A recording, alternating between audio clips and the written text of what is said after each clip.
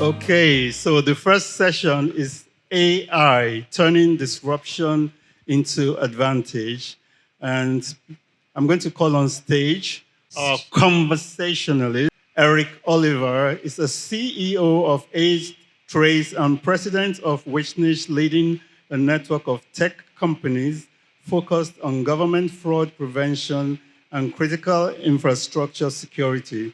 It is my pleasure to introduce to you Eric Oliver. Eric and I are always talking about what can we do, knowing that AI needs and feeds off energy and data, and we're not necessarily a data culture in Africa. I'm not going to pick on Nigeria. I'm just going to say Africa as a whole.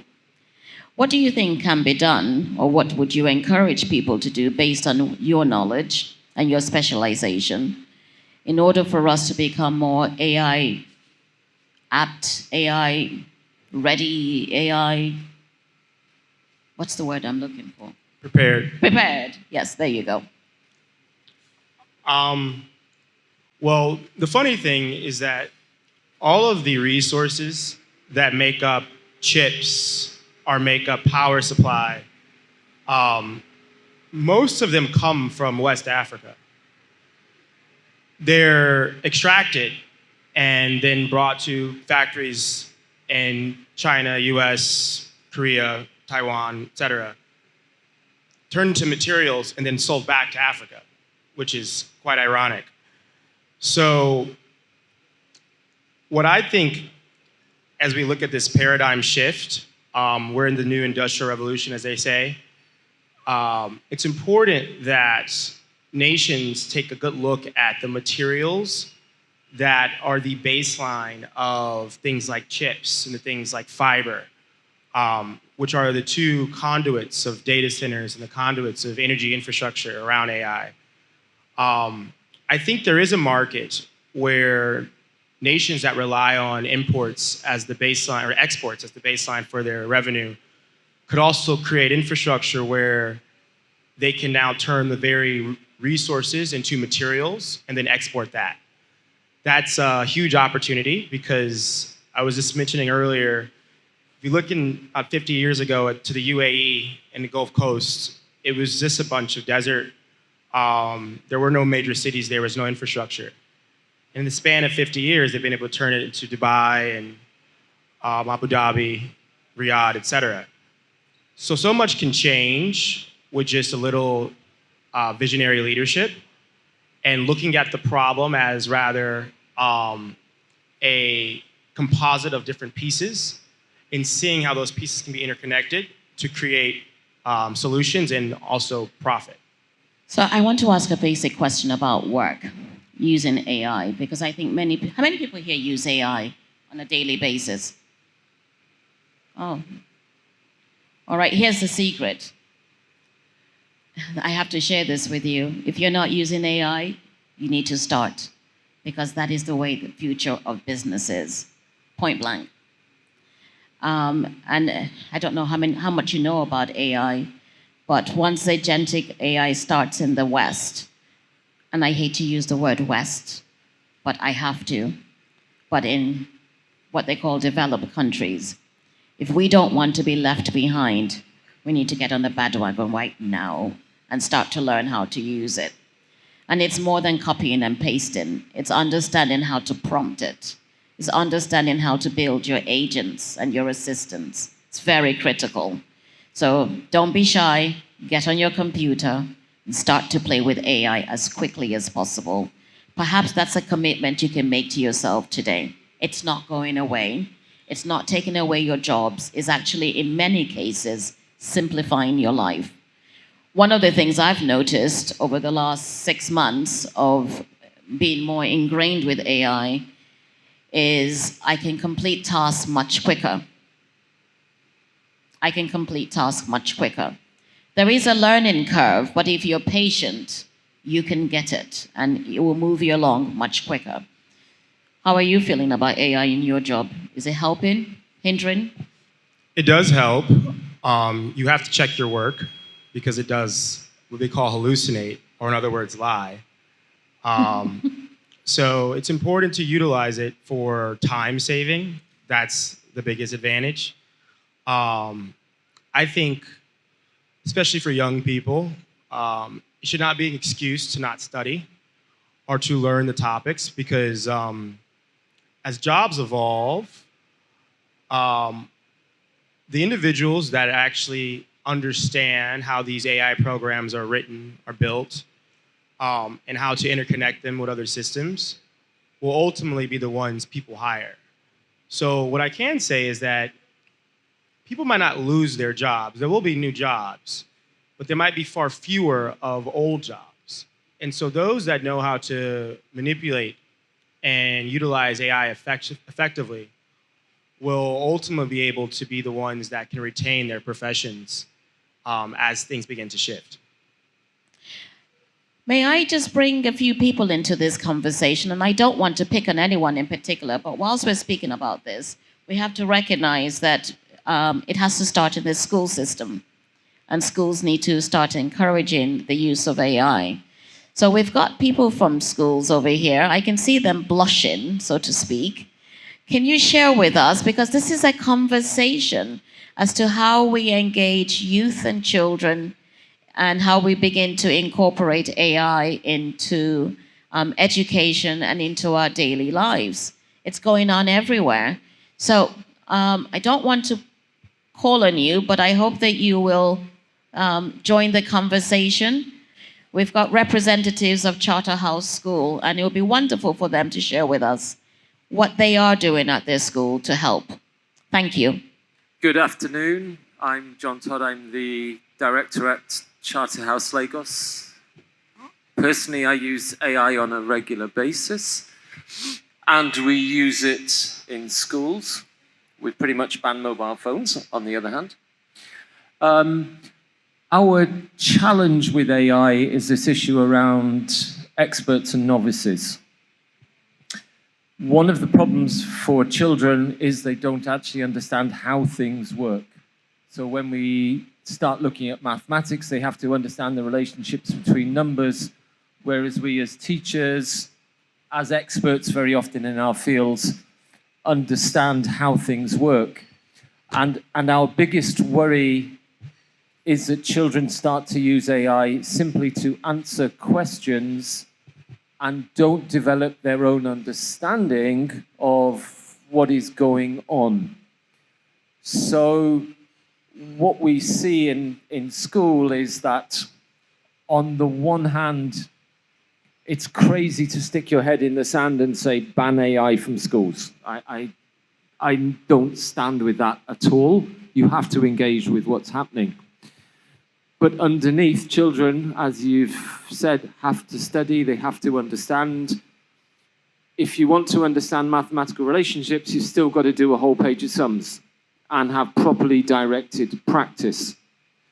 So the challenge for schools is developing, on the one hand, the skills to use it, the understanding of its fallibility, and the understanding of ethics as to when it's appropriate to use, because you can still use it in school as long as you acknowledge it like any other academic source. The good news for schools is it's not the end of education. We get told that every year. There's something comes along. It's not the end of education, because education is still about relationships, and it's very hard to have a relationship with your computer. So use with care would be my final thinking. I definitely concur. I would think that, for example, I code, and so there's different coding languages like Java or Python or Node or C++. And it's fair to say that many coders are becoming obsolete. AI can write most of your code, and if you have someone to do code review, you don't need people to do that. So I level with children who sometimes become a little bit apathetic to certain types of education, given the utility of it might be dwindling. However, I think it's up to educators to identify the cornerstones of certain topics that no matter what happens in 100 years, 10 years, 25 years, will always be relevant.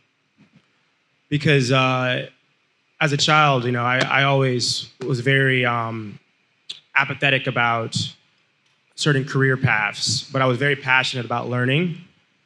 And I think that, this generation of media is breeding apathy. So it's quite important that students understand why this matters and how it could provide security for not only their lives, but also their peace. Because the angst of, being able to work or being able to have a purpose in life is challenging, especially as technology moves so fast. So I definitely encourage educators to level with them about that, because one could imagine when you were their age, there were certain things that were taught that just aren't relevant anymore. Well, that's only exponentiating now. So it's important to really think about those cornerstones. Is there anyone else that wants to join this dialogue? Ah, yes. Thank you very much. I just wanted to come in from a different angle. I'm chairman of a school, Olashore International School, you might not be aware. And we are stuck about 250 kilometers north of Lagos. And anytime we'll have to integrate new things, either technology, we realize that it's not just about the students. It's about training everybody. So when this whole AI started turning up about a year or two ago, we sat down and said, how do we bring this in? Because if we target the students, what about the teachers? What about the administrators? Everybody. So it made more sense for us to invest in the ecosystem. So we actually started a digital learning center, which was now to bring in digital skills more to those in the environment. Then this year, we now started part of our curriculum for those from ages 13, 14 to 16. They started going for regular classes on AI. At the same time, we now started a course for the educators so they themselves can understand it. So I think the point that has to be made is when you are bringing in new things, just don't target it to just a set of people. You must look at everybody in the ecosystem. If not, implementation will always be difficult. So that's what I've seen. When AI started, I felt I was getting too old to understand this, but I realized that at the end of the day, I also have to really get involved. So I also enrolled in the program being done by the school so that at least as the chairman, I too be able to integrate AI into it. So the advice should be look at the entire ecosystem, not just students, your teachers, the administrators, anybody. Once you have a brain, you can use AI. That's just my little 2 cents. Thank you very much. Oh, thank you. And it's absolutely true. There is resistance to AI because it asks for you to think differently. Whilst it's a very useful tool in terms of editing and generating ideas and all of that, you do need to know what it is that you're asking of it, which is why it's important to understand how to prompt it and how to ensure that you're getting what you need out of the system. But I do enjoy it. I find that I spend more time out of my curiosity trying to understand all the bits and bobs. I'm trying to create an agent, but I think I need to wait a little bit longer to have a full understanding of my workflow so I create the right agents. But I do agree with you 100% that everyone needs to be involved with the process of learning because you will leave others behind. And at the rate the world is going, it's not just about being digital, it's about being just AI ready, prepared, because that's the way it's going to be, I say another 10, 15 years. We have to make the shift. So I am curious, who here would like to challenge themselves if they're not already AI ready or AI literate? Go ahead. I would like to know how it works. You'd like to know how it works? God, you could get Eric here for another 2 hours teaching you. So AI is effectively, think of a box, right? And that box has a bunch of file cabinets. Does she know what a bot is? Box. A Oh, box. box. Like Okay. a box, like a room. Okay. Think of a room, and a room with a bunch of file cabinets. That effectively is like a data center. And that data center has, servers that have information. That information is connected to a network, and that network can pull from language models that Google has, which is everything Google knows, language models that Microsoft has, which is everything Microsoft knows. And then effectively, there are programmers that go and create something called neural networks, which effectively allow for you to know where in that file cabinet to pull from. And so when you ask a question, effectively there is a machine inside of that room that goes to the file cabinet and pulls the file that answers your question. Now the issue is sometimes it's incorrect or sometimes it's conflicting. And the way that they're resolving that is more file cabinets. And so ultimately, the thing that is tricky about how AI works is the amount of data or the amount of quote unquote file cabinets and the conflicting of it, the conflicting nature of some of those things. Hence why in certain countries, they're very limited in what you can actually build your AI into, because they don't want certain file cabinets inside of that room. So that's probably the most simple way to understand how AI works without getting too technical. Yeah. Ngozi, go ahead. Okay, I just wanted to build on what he said about using AI with caution. I just came out of school and we had to write papers. And I realized that the lecturers actually had a software that could scan your document and let you know how much of your, if it's a scholarly paper, how much was it was just cut and paste from AI. And you will fail that paper. So you still need to do a lot of research. You still need to have your footnotes. You still need to do the work. So it's not just cutting and pasting from AI to write papers or do research. I don't think you'll get the best out of your work just doing that. And there's a software. I don't know. Are you aware that there's a software they use to scan scholarly? Yes. All right. Thank you. And you also have to know that they leave watermarks. AI does leave watermarks on some of these systems. So be aware of when you're copying and pasting. They can track it and they know where it comes from. I guess one thing that slightly worries me, and we had a debate online a while ago, and you were talking about the digital divide. And I talked about an electrical divide. And this is great, but half the kids in Nigeria don't even have electricity. I know. So in 15 years, half the kids in Nigeria still won't have electricity. We've got universities that are just talking about things like these digital tools, which schools around the world have been using for 20, 30 years. So there's a whole infrastructure here that is hugely out of date. School curriculum. We had an issue with our inspection the other week because we used an electric sewing machine, and Lagos State requires manual ones because that's what it says. Yeah. So there's a whole piece within Nigeria where, although the curriculum has just been updated in secondary schools, it's so far behind the rest of the world that is moving far, far quicker all the time. I wonder if Nigeria will ever catch up without a huge, huge change, because children here are just falling further and further behind. Well, that's a responsibility that everyone here has to take on.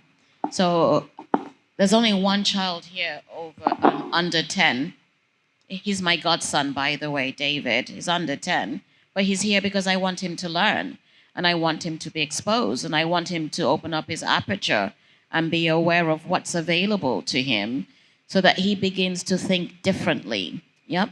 So everyone here who is over 18, I believe all of you are, has a responsibility to educate the next generation. So if you've got a computer and you're learning about AI, I highly recommend that you have a child or you adopt a child and you begin to show that child how to use AI, because it's everyone's responsibility. If we're waiting for the government to do it, it's not going to happen. And he's absolutely correct. 600 million people on this continent do not have access to electricity. Some of the projects going on in the background are about how to bring electricity in different forms to Nigeria and across Africa. Because without electricity, how are we going to even begin to talk about AI? This segment is going to close, but I want Eric to share with you why the Heathrow incident, if you're allowed to share a little bit, what you can share publicly, why it's important for us to understand how it can occur elsewhere in the world, including where we are right now. So what you can share publicly, because it's very important, storytelling. Yeah? Thank you. Well, before I speak about that, I want to give you a little bit of grace regarding the availability of power here. So what's funny is the smarter and the more interconnected you make systems, the greater the risk surface, which leads to the Heathrow incident. I can't speak specifically to who was responsible, but there was a fire in Heathrow in March that was caused by a cyber incident, which shut down Heathrow Airport. Then within 2 days, I was brought to London to speak at Parliament about why it happened and how it can be resolved. What I can say when we think about energy is the ability for a town that's not connected to the grid to utilize solar panels or pyrolysis or hydropower to provide their own local infrastructure and local power is quite valuable, because in cities like London, where all the power is interconnected, one hack in Chiswick could affect a borough in Camden. So there's an advantage to being disconnected from an energy perspective. And I think that's something that actually will give countries like Nigeria a bit of a head start when they start to think about how to decentralize energy infrastructure. So I would never think that the way the West has embraced industry is the way it should apply today. It's changed. I can tell you quite frankly that the entirety of Europe imports all of their semiconductor infrastructure for AI. So the advantages that the West has are much in the mind and not much in reality per se. I think there does need to be things that need to take place. New energy infrastructure, but not the grand scale that many people insinuate. So I'll leave that with you. And hopefully, in my time here, I love to interact with people that have the same mind, because, or maybe even differing minds, because there are resolutions that can be made. I mean, there are areas in the United States that are not connected to the grid, but yet they have power, cheap power. So I think Dr. Alma has a lot of very interesting things up her sleeves that she'll reveal in time, but there's much to come. So I'm just really grateful to be here. Thank you, Eric. So here's the thing. As I mentioned in the very beginning, the idea is about having conversations.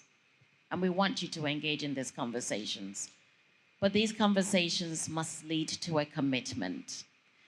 So who would like to tell us what they're going to hope for by getting onto AI? And by the way, I don't know if we've explained, we use the word artificial intelligence all the time, AI, AI, AI. But does anyone know what the GPT in Chat GPT stands for? Generative pre-trained. So it's pre-trained. All that information is pre-trained. It's not new. And that's why you're able to go into file cabinets to pull it out. What's very interesting is the next level that's coming, which is the agentic, which is going to allow you to give instructions and you can walk away and it will sort out all of the tasks And then after that is the super one that the super geeks are working on, just like my friend over here, which is artificial generative intelligence, which is beyond what you're here talking about right now. So here's what we're trying to say. There are other levels beyond what is available right now. It's really important for you to commit to yourselves, to your businesses, to learn about the pre-trained that's available, because the next level with the humanoids, with the agentic, and the one super one after that they're fighting for right now to get the rights to control and how it's going to work, it's beyond what we're doing right now. 10 years from, I think it's actually going to happen less than 10 years from now. Within 5 years, ChatGPT will be basically a toy. I hate to say that, but it's the truth. So, who here wants to commit? I can see you, Ketunde. I think it's hi, Dr. Amma. Hello, everyone. My name is Akintunde. I run Right on the Beach, and we are environmentalists. I think the power of artificial intelligence is actually in the intelligence part is the most important part. You know, there's so many dumb people in the world because they don't know. And what artificial intelligence does is it democratizes intelligence. It gives everybody the knowledge. And so for a continent like Africa, you're going to be amazed how we're going to use these things. Because for so long, information was hidden in books, and now it's available to all. And so you would really see us transform as we use this information to move ourselves forward, which is such a natural thing. And that thing will come to pass. Yep, that's a very good point. You know, I don't want to date myself, but I don't mind dating myself. But I remember doing research, and I had to go to the library, to the Dewey system. Everybody, some of you may not know the Dewey system of libraries, where you had to pull out the card and then go somewhere for somebody to give you the book, and you borrow the book and then you bring it back. You don't have to do that anymore. You can go online and get that information just by using AI, and you can read it, and then you can listen to it. There's so much you can do. But what we're talking about here is embracing this disruption, because it's going to help make your lives simpler. It's going to give you ready information at point of use, and it's going to enable you to communicate much quicker, because what we have to advantage is our intelligence, and we have to use it, and the power of intelligence allows us to grow and develop rapidly. So before we go ahead. Yes. Dr. Berry, I saw your hand. Thank you, Dr. Alma. Right, what I can commit to on a personal level is something you said about feeding and contributing intentionally the correct information from people like us, Yes. so that the AI is not entirely biased. Mm-hmm. It's important the same way we tell our story, because in the past, the books we read, the films we watched, were stories about other people, and other people telling our story from their own lens. Mm-hmm. So I think if we're intentional about sharing our story and imputing to the AI the truth about us and how we really operate and live, that would help dilute the information out there. Absolutely. And give a more balanced view. Thank you. Thank you. And I'm going to just ask, it will enrich the information that people have about us. Let's be honest, the future of the world is in Africa. If you're paying attention, you will notice that people want to come to Africa. The resources are here. The talent pool on this continent is incredible. There's no need to run to another country. What you need to do is develop what you need to be here and have the visibility and the footprint that you need. Everybody wants to come to Africa. Everybody recognize the future is on this continent. My goal is to put Africa as the protagonist for innovation in the future. Oh, did you want to say something? This has been a beautiful session so far. From your speech, I can tell how, how much in love you are with your people, your culture, and I share that as well. And since art is so ingrained in our culture as Africans, I also believe that it's our responsibility to protect our artists from the dangers that I know it's progressive, AI is progressive, but I think it's too big a price to pay to throw our artists under the bus like that. I just think we have a responsibility to protect our artists. We must. Yes, we must. And the way to protect it is to put your information there and make sure that you copyright it. Yeah. There's something I'll add about the artists. Generative AI, which is a type of artificial intelligence that lets you create people, voices, etc., that look like the real thing, or sound like the real thing. It's interesting because if we look at film, our recording studios, originally film was theater, and recording studios were people creating music, in the open. Well, those studios, Warner Brothers, Sony, etc., that were created were designed to commercialize sound or performance, either through the film medium or through the recording medium. Well, they're going to continue to commercialize it. So it is quite likely that many of those major studios will create entirely new AI artistry. That doesn't take away artistry, because ultimately, if it started live, it's going to end live. So I really encourage artists that are in film to really consider going back to theater. I encourage artists that are recording artists to go back to performing live, because they can't take that away. And anyone who's ever seen theater or heard live music knows that it has far more of a profound effect than anything you can see on film or anything that you can hear through a headphone. So that's all I'll add about that. Eric, thank you for coming to Nigeria. Thank you. I know we have some work we're working on. We hope that as we progress with our dialogue beyond walls, that you will begin to know about the projects that we're working on. Thank you so much. All right, so one more round of applause for our conversation. Okay, now we're taking a little musical break. Obi Nelson and the Serenade Band. Give it up for Obi Nelson and the Serenade Band.